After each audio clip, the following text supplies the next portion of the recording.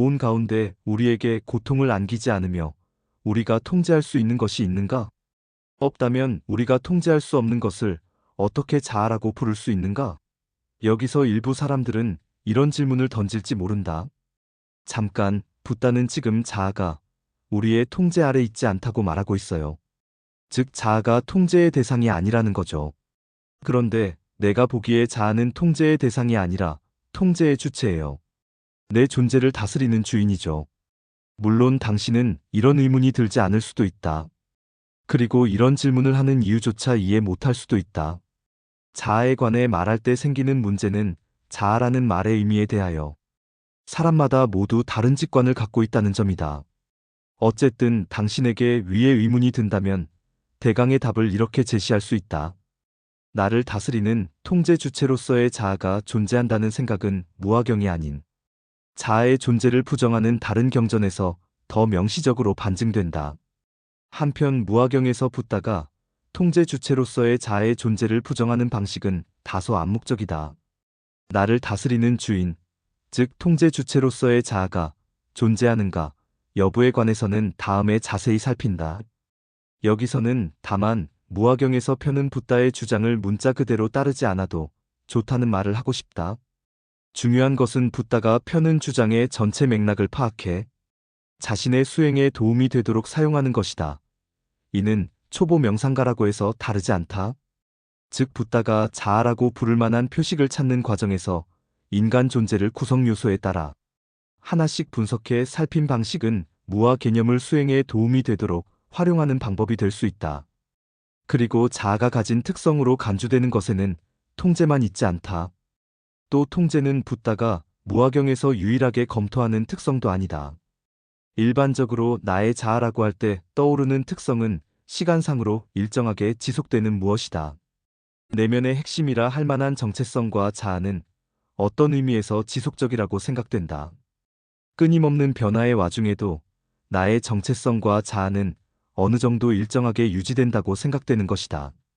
하지만 붓다라면 이에 대해 그렇지 않다고 말했을 것이다.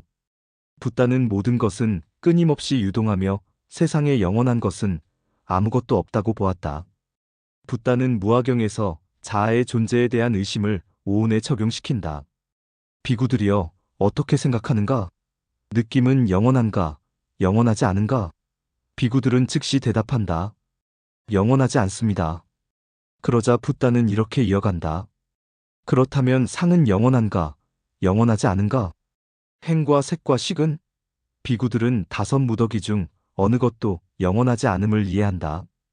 이 과정을 거쳐 흔히 자아가 지녔다고 여기는 두 가지 속성인 통제와 시간상 지속성이 인간을 구성하는 다섯 요소의 어디에도 실제로 존재하지 않다고 판명된다. 이것이 붓다가 무아에 관한 최초의 설법에서 편 주장의 핵심이다. 그리고 자아가 존재하지 않는다는 주장은 일반적으로 불교의 핵심 주장으로 받아들여진다. 무아는 정말 자아가 존재하지 않는다는 의미인가? 그런데 자아가 존재하지 않는다는 붓다의 혁명적 주장에는 특이한 점이 하나 있으니 바로 자아의 존재 가능성을 언뜻 내비친다는 점이다. 무아경의 마지막에 붓다는 자신의 핵심 가르침을 전하며 비구들에게 다섯 무더기를 차례로 살피게 한 다음 이렇게 말한다. 이것은 나의 것이 아니다. 이것은 내가 아니다. 이것은 나의 자아가 아니다. 또 붓다는 이 가르침을 철저하게 따르는 비구는 욕망을 제거해 괴로움에서 벗어날 수 있다. 고 말한다. 좋다, 그렇다고 하자. 그런데 만약 자아가 없다면 자아가 아닌 모든 것을 버린 그는 어떤 존재일까? 그리고 이때 버림의 주체는 누구일까?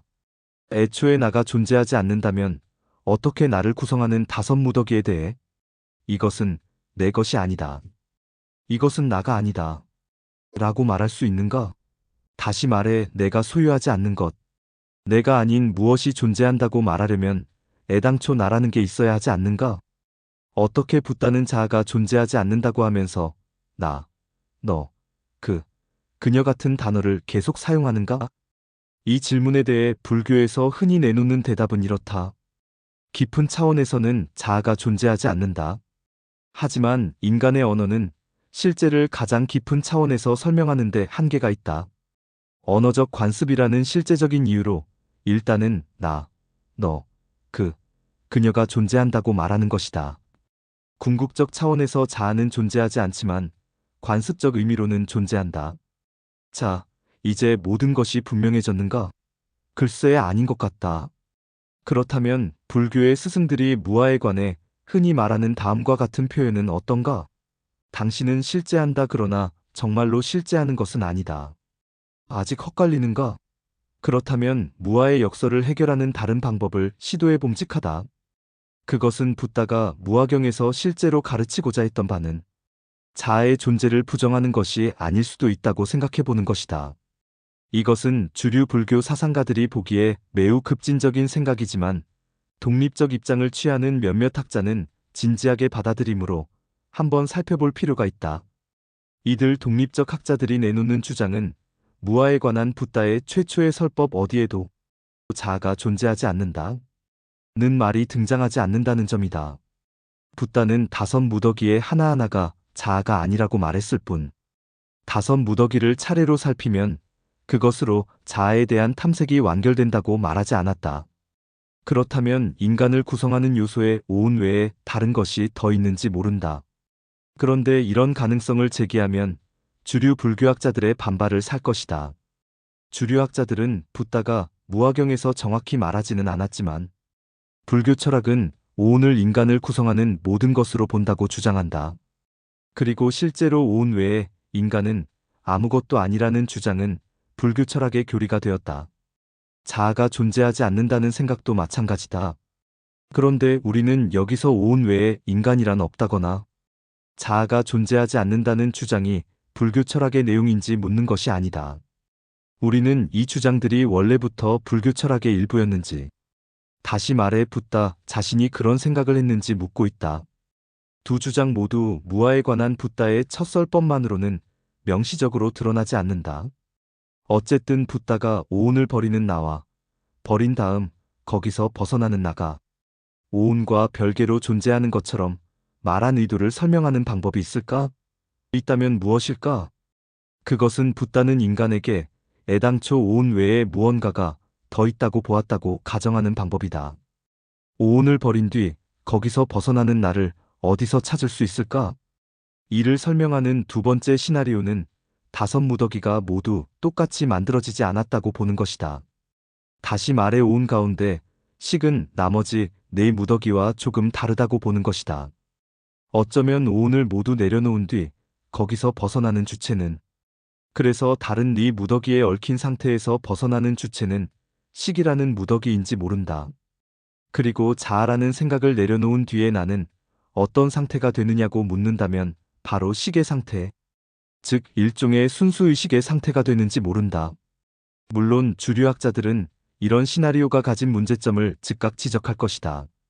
그들은 붓다가 무아에 관한 최초의 설법인 무아경에서 다른 네 무더기를 버리는 것과 다르지 않게 식도 철저히 버려야 한다고 주장했다고 말한다. 다시 말해 무더기에서 벗어난 뒤 남는 나는 식 외에 네 무더기와 단절하는 것과 똑같이 식과도 완전히 단절한다는 것이다. 일리가 있는 주장이다. 그러나 붓다가 이와 조금 다른 어조로 설한 설법이 일부 존재한다. 붓다는 어느 설법에서 우리가 무아의 가르침을 진지하게 받아들여 오온에 대한 집착을 완전히 버렸을 때 어떤 일이 일어나는지 이야기한다. 거기서 붓다는 벗어남의 주체는 의식이라고 말한다. 붓다는 의식에 대해 이렇게 말한다. 벗어남으로 의식은 안정되고 의식이 안정됨으로 만족하며 만족함으로 의식이 동요하지 않는다. 동요하지 않으면 그는 열반을 얻는다. 붓다는 이처럼 벗어남의 주체가 의식이라고 말함으로써 의식과 나머지 네 무더기의 관계를 흥미롭게 설정한다.